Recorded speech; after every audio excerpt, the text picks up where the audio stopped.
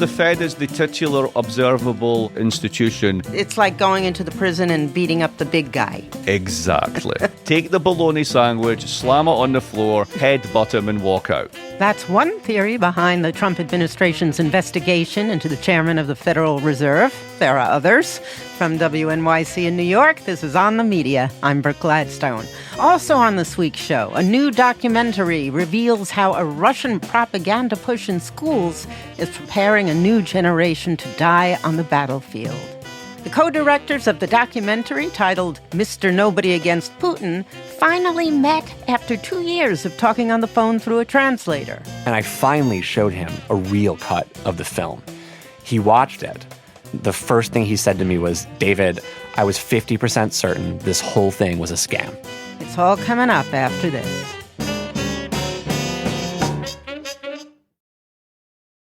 From WNYC in New York, this is On the Media. Micah Lowenger's out this week. I'm Brooke Gladstone. By now you've heard of the latest marbled citadel in Washington to run afoul of the Trump administration. Ironically, partly because of its marble. This morning, federal prosecutors have launched a criminal investigation into Federal Reserve Chairman Jerome Powell related to his testimony before a Senate committee about the multi-billion-dollar renovation of 2 Federal Reserve buildings. Powell, not famously a hothead, fired back at the administration in a 2-minute-long video message. The threat of criminal charges is a consequence of the Federal Reserve setting interest rates based on our best assessment of what will serve the public, rather than following the preferences of the president. There's been a lot of hand-wringing about the independence of the Fed, an institution which has traditionally been outside of the political fray. If for political reasons they lower interest rates to appease the president, there's going to be no end to that. Future Democrats could do the same thing. That's bad. As Mervyn King, who used to be the head of the Bank of England, puts it, you don't want an inflation nutter in charge of the government. Mark Blyth is a professor of international economics and public affairs at Brown University. Someone who will drop rates, that will make credit really cheap. Everyone will go have a party. There isn't enough stuff. The price of stuff will go up. You'll get inflation, right? That's what they're worried about, okay? It's what everyone is talking about and warning about. But steady on. Now, for that to happen, the Fed would have to have real control over the whole curve. And they don't. A quick Econ 101 refresher. Historically, the power of central banks stems from their ability to steady economic waters by setting interest rates, acting as reserves for commercial banks, and buying and selling things like bonds, essentially IOUs, where in return for lending the government your money, you get it back later with interest. The curve is how much it costs to borrow money over time.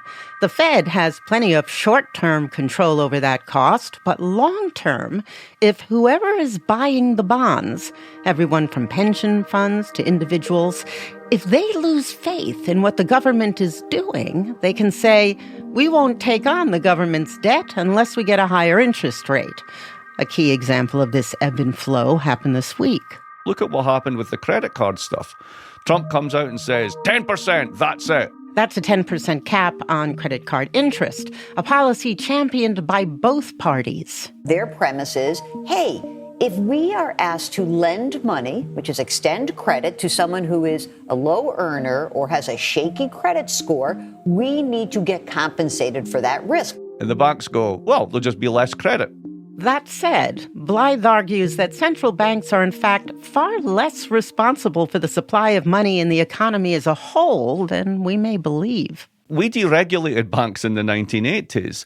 And what that means is the vast majority of cash, the Bank of England in 2014 estimated that for the UK, 96% of all cash is not anything that comes from the central bank.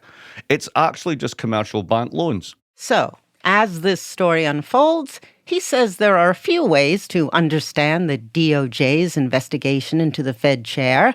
Yes, it could be an authoritarian power play or a Trumpian distraction, but he favors another reason, that this is a story about a trend, the slow decline of the power and independence of central banks everywhere.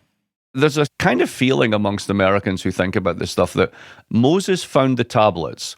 He handed them to George Washington, and the 11th commandment is, thou shalt have an independent central bank. That's not what happened. The United States only got us Fed in 1913, and that Fed was actually quite supportive of government actions all the way through the New Deal. It's only in 1951 that it carved out its independence. There's a bit of a spat between the Fed and the Treasury and Harry Truman. And the bank says, our job is actually just making sure that the currency is stable and inflation doesn't get out of control. So they had what were called the Fed-Treasury Accords, where they basically divided up the territory. And this is where we get the distinction between fiscal policy, what the government does, taxes and spending, and monetary policy, what the central bank does. Now, this is complicated by the fact that the Fed has a dual mandate that also comes out of World War II, which says that you'll also maximize employment. Now, if you think about this for a minute, if you have a standing charge from the legislature, you only exist because of Congress. You have to report to Congress. And one of the things you have to do is to make sure that there isn't mass unemployment. They've already told you what to do. The notion that you're completely independent has always been a bit of a myth, right? So what are you independent on? So-called operational control of interest rates. This is where the 1970s comes into it. That's when we start to worry about inflation. And the lesson that we took from that was Paul Volcker, who was in charge at that time, bangs interest rates up to nearly 20%, causes a massive recession.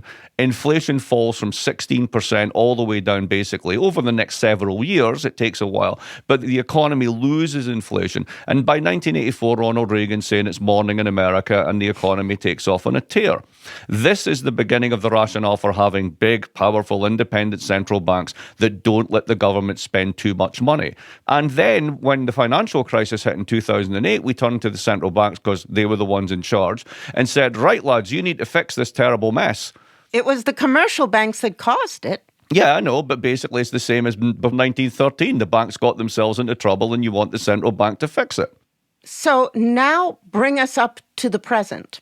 Central bank independence reaches its zenith basically just before the global financial crisis. And then they're kind of discredited because they were the people that said, we've got this. And there was a huge crisis that engulfed the whole world. And ultimately, these are creatures of a particular time. Now, that particular time, as they used to put it, the Great Moderation. Very low volatility, interest rates are low, growth is nice, everything's ticking along, just everything's good. We don't live in that world anymore. We live in a world of geopolitics. We live in a world in which we're literally, the United States is saying, we don't really care about democracy anymore. We're just going to occupy countries and take their oil. That happened so quickly. Are you saying it's just less important? You're focusing on short-term interest rates and central bank independence. It's like the whole house is burning down and you're worrying about your favorite rug. So we should not worry about Trump It's not shoulds, Brooke. It's not shoulds. There's nothing. None of this is my opinion about what ought to be. What I'm trying to get away from, there's a way in which people talk about this stuff in the United States where it's like people who watch The West Wing and wish they lived in that world, right? You don't live in that world. That world does not exist. It's a moderating enterprise for an immoderate time. Yes, exactly. It's a set of institutions that don't respond well to randomness and volatility, put it that way. And that's the world that we're in. And again, I'm not endorsing this, right? I'm not saying this is good, this is where we should be. I kind of like the 90s, but we can't just pretend that we're back there and worry about the same things because we don't live in that world anymore. All around the world, leaders have decided that they don't want their central banks independent anymore as the populist right rises everywhere. The example of where this idea was carried out is Turkey, and that was a disaster. It was indeed. That's the cautionary tale that people like to point to. So the guy who runs it, Erdogan, basically has this idea, which is intuitive, but from the point of view of anybody who does this stuff wrong. And here's the intuitive idea. When you push up interest rates, things get more expensive. So why do you increase interest rates if you want to make things less expensive? Right. Intuitive, right, okay. But the thing is, by making credit more expensive, the economy slows down, and that shifts people's expectations of prices, and that helps to lower inflation. That's the standard model. So he was like, no, we're basically going to have lower interest rates to combat inflation. And, of course, that didn't work. They ended up with very high inflation. On the flip side of that, what they also did was it crashed their currency, and then their exports got a lot cheaper. Now, is the United States Turkey? No, the United States prints the thing that everybody else needs to earn in order to import food. So if the United States cut interest rates to 1%, would it produce a Turkey-like reaction? Well, here's what happened. The president of the United States said, we're going to basically not just reduce federal bank independence, central bank independence, we're going to arrest the chairman, right? And the markets went, meh. Because either they know it's bullshit and it's just distraction, right? Or alternatively, they see the world in such a way they're like, all right, so he cuts it to 1%. Might get a little pickup in inflation in the United States if it feeds through.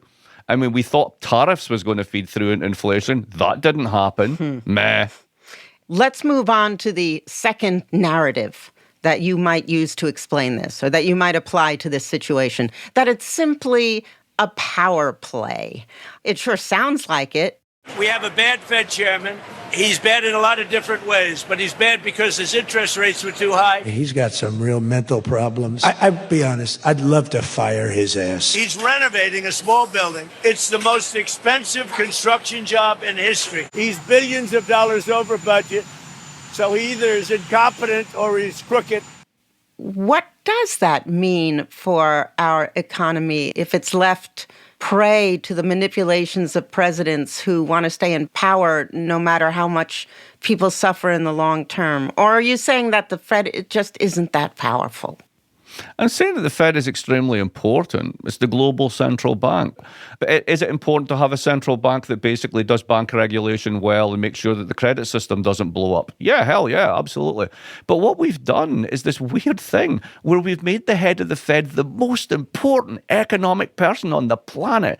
And whatever they do is the most important thing. We have made him that in our imaginations.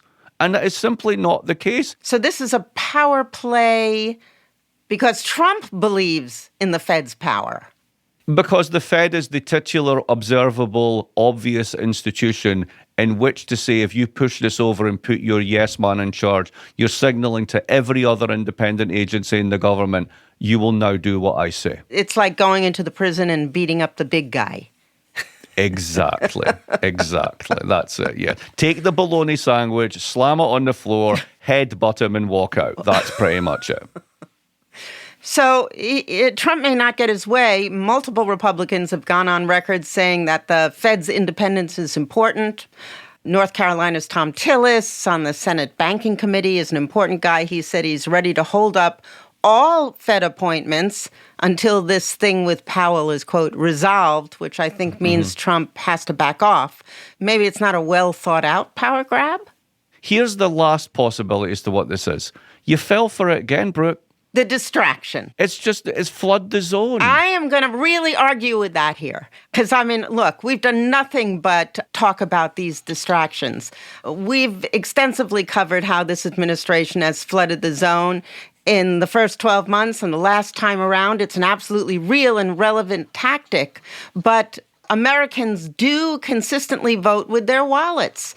Americans now increasingly disbelieve that Trump can handle the economy. But what exactly is Powell being arrested or whatever got to do with any of that? Powell and the central bank and all of that is conflated with the whole notion of affordability and controlling prices and so forth. You think that's not how the public perceives it? Half the public couldn't tell you what the central bank is if their life depended on it. Well, that's true, but they've seen the headline. Bad for the economy. Okay, so they believe all headlines then, in which case they should just believe Trump, right? I mean, like, where exactly do we want to go with this, right? All right. Venezuela, right, may be a distraction option because you don't get to run a country by kidnapping a guy and his wife and saying, we now run things, right? You actually need to go run things.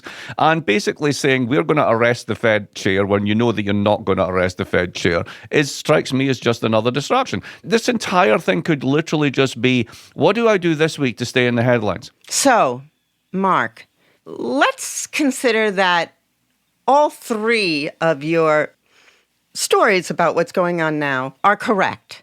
That removing Powell or trying to or simply discrediting the independence of a central bank is a global trend. Also, it's a power grab and serves as a temporary distraction from less flattering news. Yes, that's the all of the above answer. I fully sign up to the all of the above answer. So how should people watch this story? If not for the politics, than for their pocketbooks. My recommendation is don't watch it at all. I hate to say that, particularly to a media show, but basically it's toxic and everyone's losing their minds. There's lots of things to be worried about that will definitely impact your pocketbook. Let's go back to groceries. Groceries are up 20% from where they started at the beginning of the pandemic, and they're not coming down. And there's nothing that the central bank can do about that. It's not a central bank problem. Like, cut interest rates to 0.5%. It's not going to make the price of carrots any different. I know we're looking for reasons, we're looking for solutions in this incredibly volatile and complex moment. And it doesn't help that we have an administration whose policy seems to be, is that a fire? I've got a bucket of gasoline, right? So, with regard to the central bank, sum it up in a couple of sentences.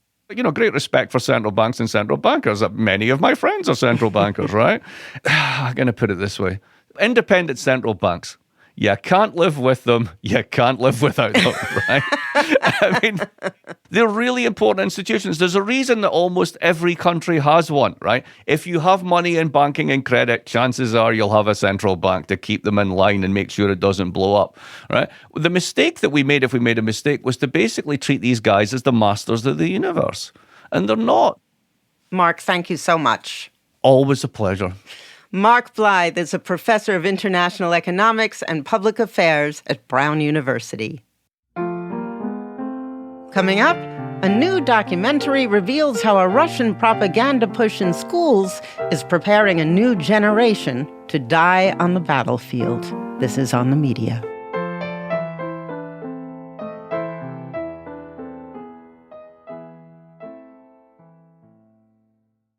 This is On the Media. I'm Brooke Gladstone. What follows is a detailed account of the effort to indoctrinate schoolchildren by revising history, authorizing new texts, and monitoring teachers to ensure they follow the new rules. And no, it's not happening that way here yet, though it could. It's happening in Russia, and we can watch it happen in a new documentary now getting Oscar buzz called Mr. Nobody Against Putin. The titular nobody is Pavel, nicknamed Pasha Talankin, the social director, AV guy, and all-round sounding board for students at the biggest primary school in Karabakh, a small town in the Ural Mountains where Stalin once sent undesirables to work in the copper smelting plant. Pasha was happy there until February of 2022 when the war in Ukraine came to town in the form of government directives to radically change the curriculum in an increasingly stomach-churning effort to prepare the young for the battlefield.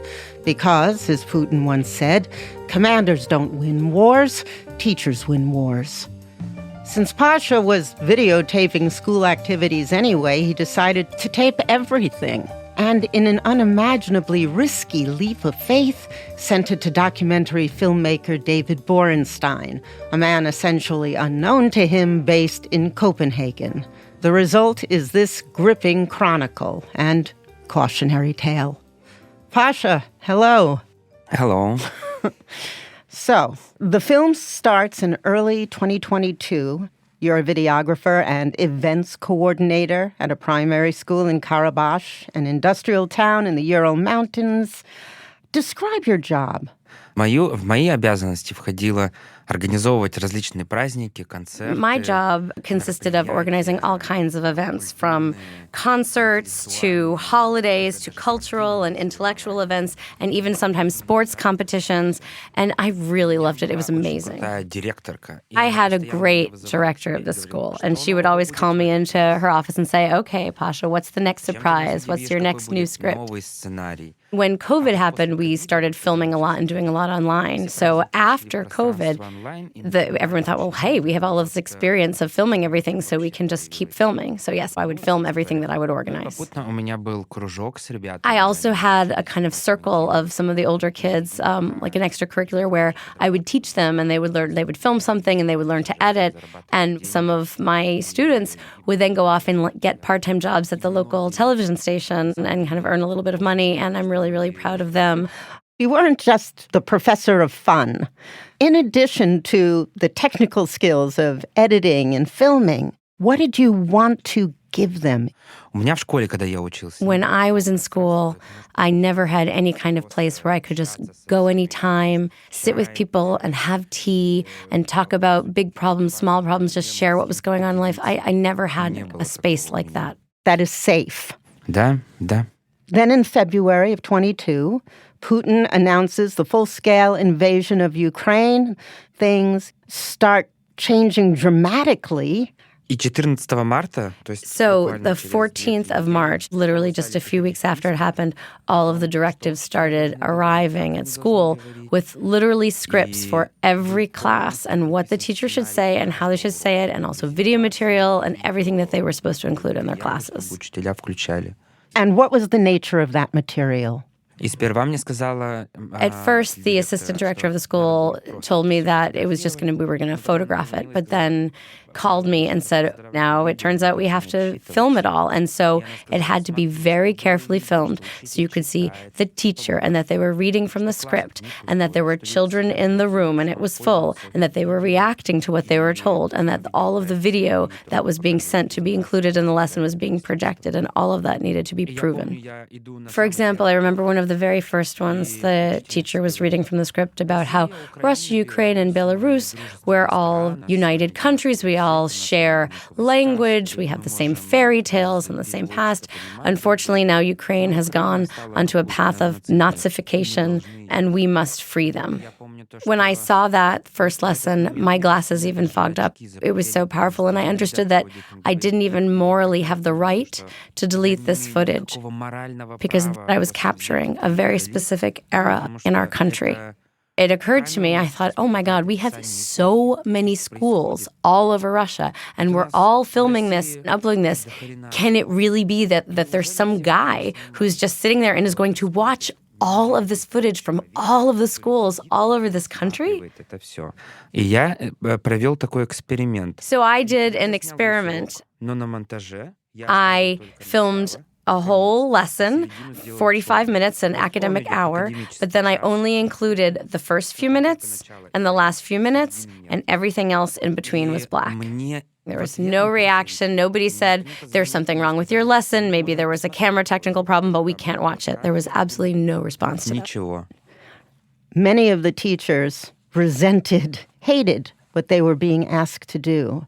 But I think you took it harder than anyone else.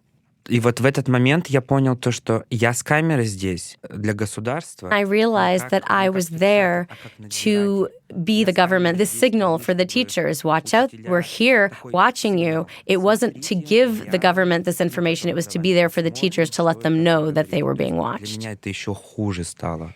You took a risk when you sent that lesson that was blacked out in the middle, and I want to know why. The film suggests this might have something to do with what your mother taught you. В России есть такой праздник на 9-й день. In Russia, there's a holiday on the 9th day after Easter. Everybody goes to the cemetery. Рассказывает разные истории. And there, my mom would tell me different stories about who was who and who came from where and our relatives. Она об этом рассказывает только там. And for some reason, she would only tell me those stories of our family there at the cemetery. As I got older, she started telling me about this family member was repressed under Stalin, and this one was repressed, and this one was repressed. I was just sitting there incredulous and thinking, what? Was everybody in our family repressed under Stalin? And the next year when we went to the cemetery, I hung a microphone on her and took a camera because I needed to hear these stories. Someday she's not going to be here, and then who's going to tell these stories, and who's going to know that all of our family were persecuted by Stalin and sent into exile out into Karabakh. Я сохранил этот материал. Before I left Russia, I gave that material on a flash drive to my sister, and I said, put this in the photo album. This is not for you. This is for your kids and for their kids. Иногда я не знал, зачем я это делаю. Ну, просто у меня были такие порывы. I just actually can't say why I did it. I just felt this compulsion to just do something. So all those things I did, Lady Gaga and the anthem and the flag and putting the X's on the windows. You know, there are all these kids around me, and they're also thinking people, but they don't have anyone to talk about about all of this with. And when they saw all of that, it was like a signal to them that the school is not completely lost, that there are people that you can talk to. You're not alone. You're not alone. There are people for you. But those events, playing the national anthem sung by Lady Gaga, not just in your office, but over the entire school audio system, and to black out the windows with X's in solidarity with Ukraine wasn't just for the students. That was for the whole community, and that was risky. Yes, it was risky, but it was all right after Putin announced that the U.S. was now our enemy. And right after that announcement, I went and I grabbed the American flag and put it in my office. So naturally then, some weeks later, you were scrolling on Instagram and you came across a post from a Russian web content company asking for people to submit stories about how their job had been changed by what Putin called the special military operation. And you responded with a long email describing your frustrations, and you said, quote, "I am a teacher forced to do the exact opposite of what a teacher should do." That was because I was just so filled with fury. When there's that much fury inside you, you just act and you don't really think about what the consequences are going to be. I was just so furious. Да, на тот момент, просто понимаете, уроков этих все больше и больше, больше и больше. At that moment, all of these lessons had been increasing and increasing and increasing, and I'd been filming more and more and more material, and nobody was talking about it. Everybody was just silent. And so when that missive came out, I just was like, take it all. You have to see what's happening. You have to just take all of this so people know what's going on. Рассказывайте, это очень важно. And that is why, even after Putin instituted a law that made it illegal for Russian nationals to collaborate with foreign workers, you were all in.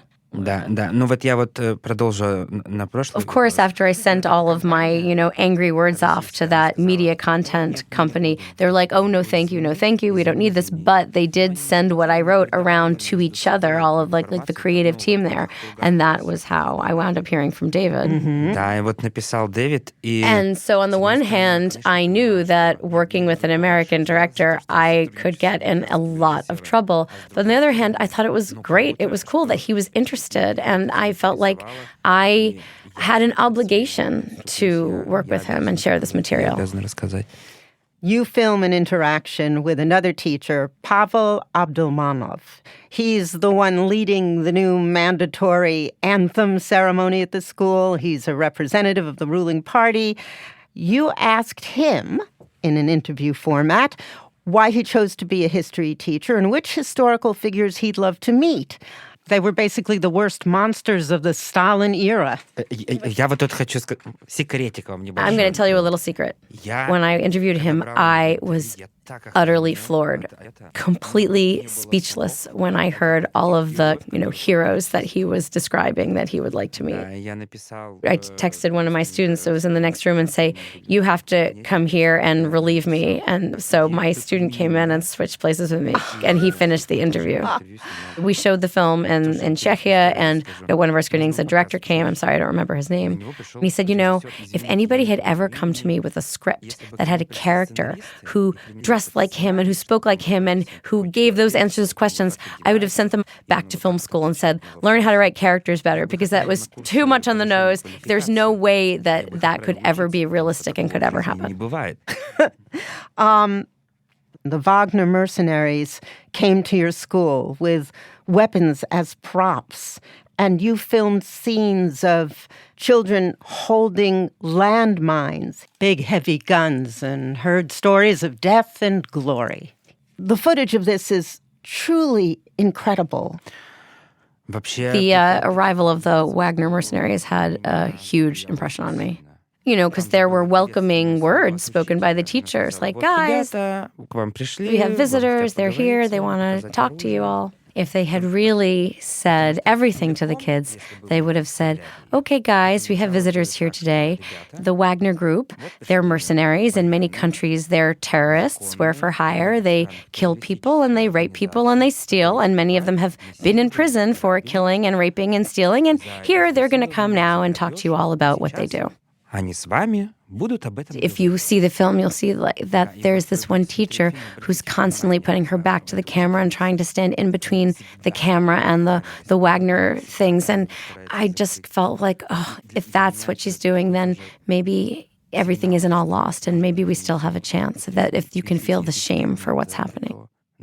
It was just really, really unpleasant that they were in the school. Было неприятно от этого всего. Now, the film features a few students who are always in your office, especially Masha and Vanya, who'd recently graduated. Masha wanted to go to medical school. She was also very stressed out by her brother's deployment to Ukraine. Vanya was working in a liquor store. He's pondering his next steps. Over a 2-year period, we track exactly how their lives were altered by this war. I mean, these students knew they were getting filmed by you, a teacher they trusted, they loved, but they didn't know it might be seen by the world. Was that tough for you to negotiate? В случае с Ваней было не With сложно. Vanya, it wasn't difficult. He just called me up and said, okay, I'm being shipped away, come and film my goodbye celebration. He and I had talked before that and had kind of a plan. If he had been called up, we were going to figure something out. But instead, he was called up and he just told me to come film his goodbye. А вот по поводу Маши, With Masha, it was more complicated. But I think it was really important to show that люди story. не понимают, как это. A lot of people don't understand it, but let me give an analogy. Приведу аналогию. Let's imagine that Masha's brother is dying from cancer, but it's not a secret, and everybody knows that he's going to die. Что он умрет. А в But школе imagine that in school, Masha's asked to write poems in praise of cancer and draw pictures all about how wonderful cancer is, and is forced to celebrate all the time this wonderful thing, cancer. эту онкологию So imagine what that would have been like for her and what that was like for her. поддержит. We, of course, never talked about this openly, but I knew that she would be supportive of this, and that's what happened in the end. And in the end, when she finally saw it, she said, why is there so little of me in this film? In 2024, one day you looked outside your apartment window and you noticed a police car parked just below, and that's when you knew you had to leave. Эта полицейская машина, That она police car was under my window 3 days in a row, observing from 8 in the morning it arrived to 8 p.m. when it left. Понятно, почему она там стояла. I didn't understand why it was there, and nothing had happened to provoke it. And it's not like the police are going to call you up and say, hey, we've been hearing things. What's this about you working with some American? What's going to happen is they're going to show up in the middle of the night and yank you out of your bed in your underwear. And then they're going to say, look, here is all of the correspondence that we have of you and this other person. Let's talk about it. You said goodbye to the town with a list of all the horrible things that you love about it. The poisonous air, the ugly buildings, the mountains stained black with particulates from the copper mining. The life expectancy of the town is what, 38? And yet it was clear you sincerely regretted having to leave. How could you love that place? Знаете, черепаха не может не любить свой панцирь. A turtle can't help but love its shell. Вот вы говорили про черный город. For example, you talked about those black mountains. It's completely poisoned land, those black mountains. But all around those black mountains is such an incredibly green forest. And there are so many birds that sing so beautifully. I've never heard birds sing like they do in that forest. And also those concrete houses, those panel houses, all identical with the big gray slabs. The houses are all the same. The windows and the balconies and everything in them are so different. You know, one will have skis there and one will have plants. And I think how different all of the life inside those apartment buildings is. And I can give a lot of examples for each of those things that I love about the town. And I have to say, the people there, they love me too. Have you heard from them? When we finished it, I was like, okay, we're done. David, what are people going to think about the film? And he said, Pasha, prepare yourself. There are going to be very, very different reactions to the film. So like, for example, some of the parents of the kids in the school wrote to me and said, yes, we knew they were doing lessons, but we had no idea about what the content of those lessons were. And my old teacher came to my mom and said, I watched it and I wept and I wept and I wept. A few weeks ago, a journalist came to Karabakh. Russia Today? Russia Today. They wanted to film how all of the parents are filing complaints against me because I filmed their kids. And they left with absolutely no material because everybody refused to go with them and be filmed filing complaints. Isn't that cool? Как это круто. You said that the film is a textbook, a lesson. Look what awaits you if you are apolitical, if you are weak, if you give in to self-censorship. Очень жалко. I'm really, really sorry that everything has come to this. And of course, it now touches your country as well. And after we've had screenings of the film here in the States, teachers have come up to me kind of clutching their hearts and saying, we're just a little bit away from that here ourselves. This film is about what little steps we have. From your school desk to your grave is only one step. And there's another step, and that's from the teacher's desk to the Oscar shortlist. Pasha, this was a blast. Thanks so much. Thank you. Thank you, too. Pasha Talankin is the star and co-creator of Mr. Nobody Against Putin. Great thanks to filmmaker and Mr. Nobody executive producer Robin Hessman for translating so brilliantly on the fly. Coming up, the filmmaker who was receiving Pasha's video. This is On the Media.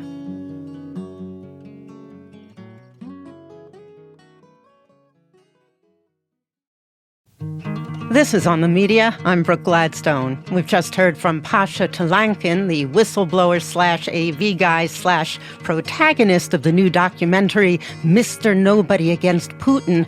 Now we'll hear from filmmaker David Borenstein, who was far away in Copenhagen just after Putin invaded Ukraine, dreaming for a chance like this. This came to me right when it had just happened, and no one believed that it was going to happen.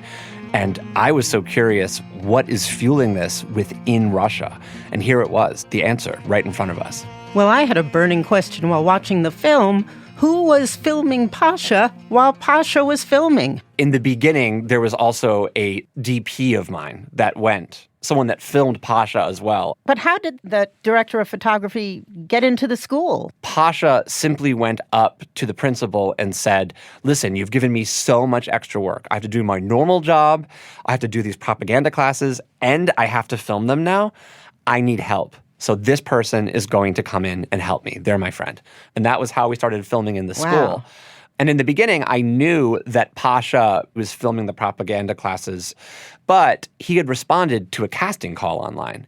And so in the beginning, I was starting to look at him more as a character. But after that DP went to shoot him for the first time, there was a folder of material delivered to me that was Pasha's material. And Pasha's material was by far the best material. You told our producer that first you think he's a whistleblower. You'll make a film like Navalny.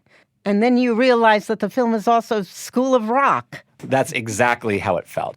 He is a whistleblower. He recorded every minute of Russia's patriotic education program, implemented all across Russia and occupied Ukraine. And that is an archive now. He did that. But as a filmmaker, you look at these kind of whistleblowing films, and they tend to have a certain tone, political thriller or something like this. But the footage that Pasha sent me was so far from that tone at times. He has this classroom where all of the kids are hanging out every day, and it's so heartwarming. The footage felt like it could come out of like Mr. Holland's opus.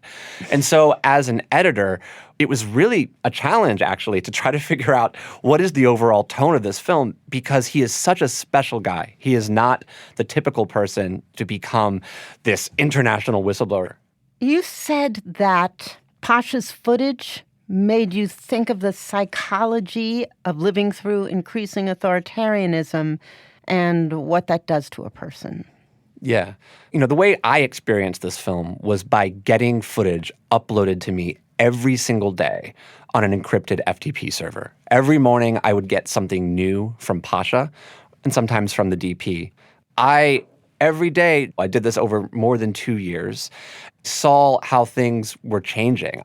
How in the beginning of the shoot, when the full-scale invasion had just happened, how people were laughing and they were making fun of it.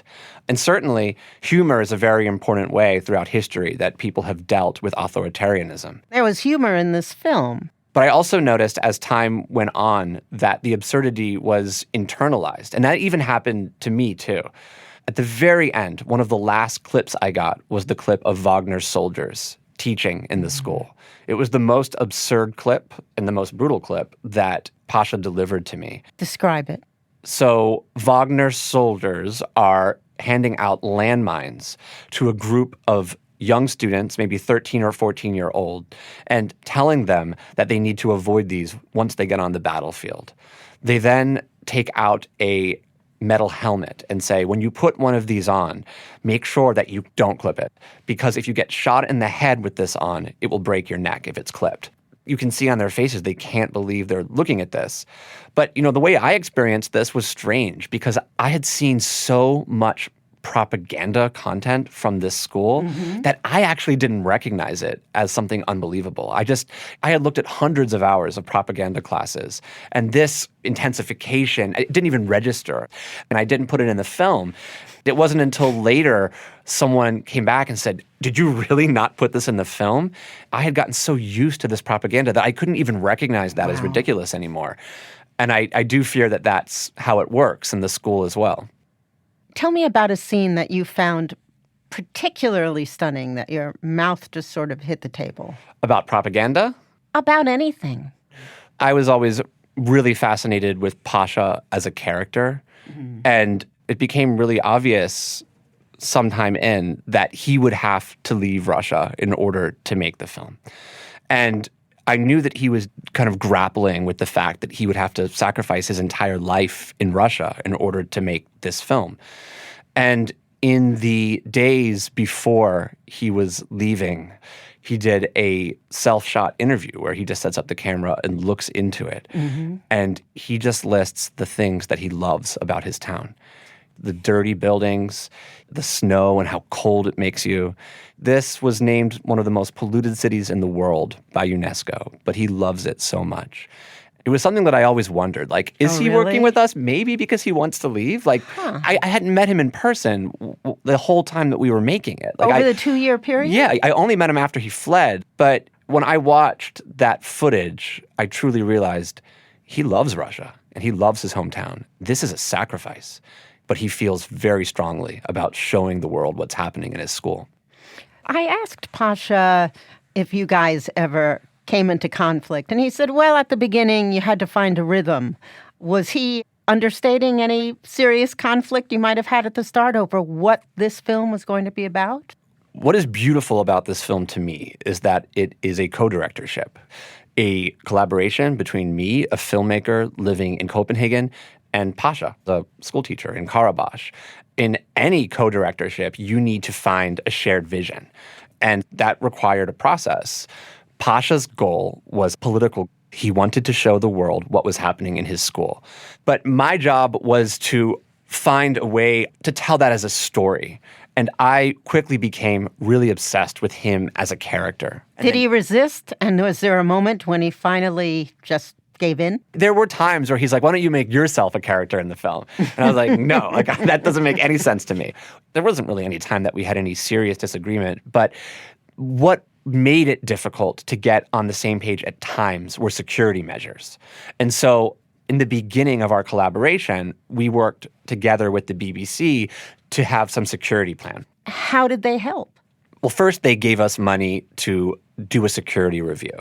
And then throughout the process, their editorial policy team gave us feedback on how to protect the characters in the film. For example, at the end, they went frame by frame And they helped us determine what lines by characters might get them in trouble in Russia.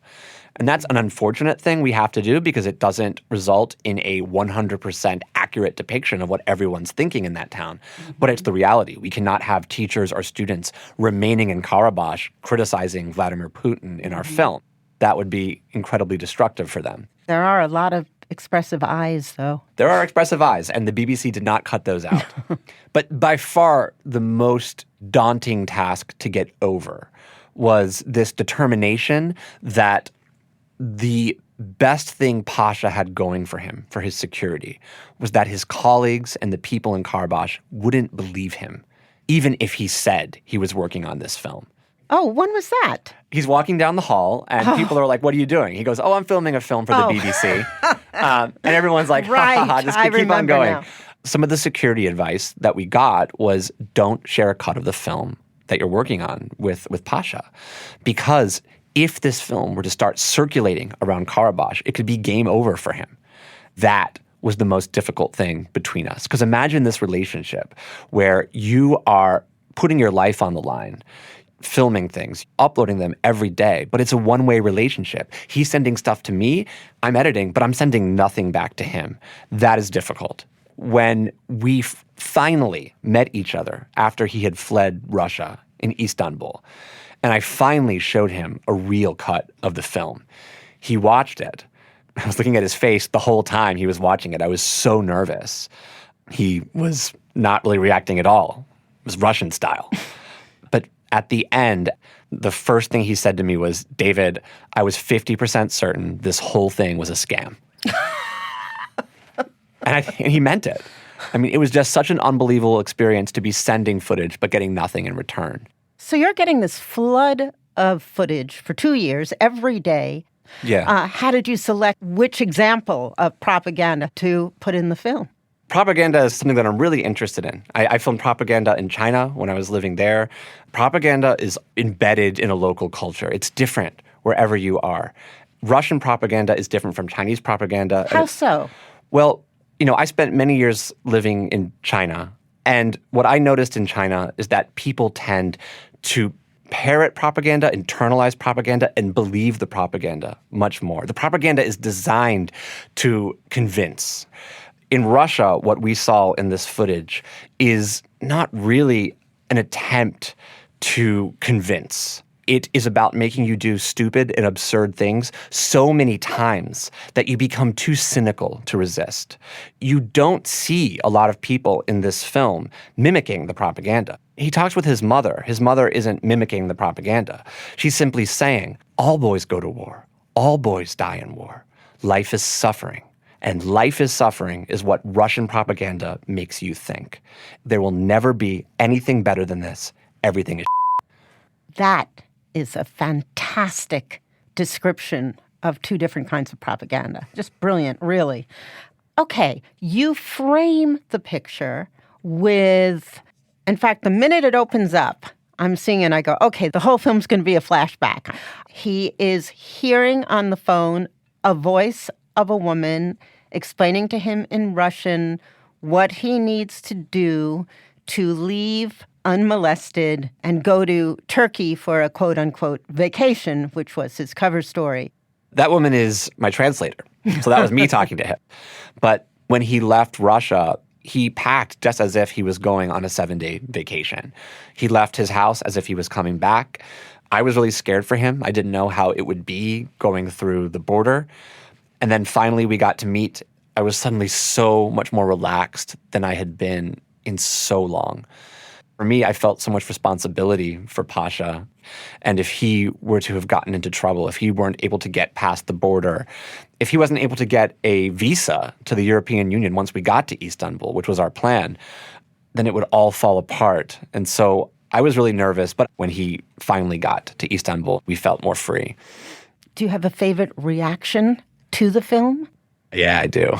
Pavel Abdulmanov. Oh, yeah? The history teacher Stalinist. Yeah. Pasha texted him the other day when I was with him. He wished him happy birthday because he saw it was Pavel Abdulmanov's birthday. And Pavel texted back and said, "Pasha, I wish you all the best. I truly do." Thank you so much. Thank you.